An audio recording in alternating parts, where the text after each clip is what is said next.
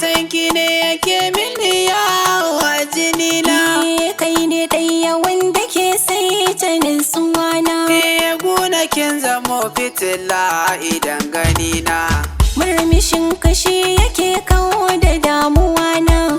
Inda ke aso ba zan ƙara damuwa ba. Ɗaya na sani ba ta kai kamar dubu ba. Kin yi nisa ni ba zan ƙara dariya ba. Ni ba za na daina ce maka mai gida ba. Ke nake so. Ni da kai ba ni rabuwa ba. Yayi na so. Ban yi nisa da ƙaruwa ba. Me kike so? Inda kai ba na yi fishi ba.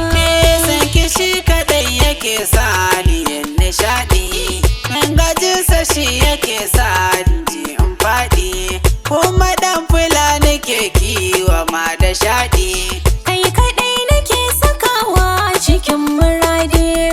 A gidan muna faɗa kai ne. Yanzu na yi kima. Waye so raba mu ƙarya ne. Na zama gogarma. Kuma ni da kai kamar ɗaya ne. Yanzu na yi kima. Ai da ni da kai ƙawaye ne. Na gano alama. Bana sarrabo da kai shi ne sahibina. Ka zamo fitila a gare ni idan gani na.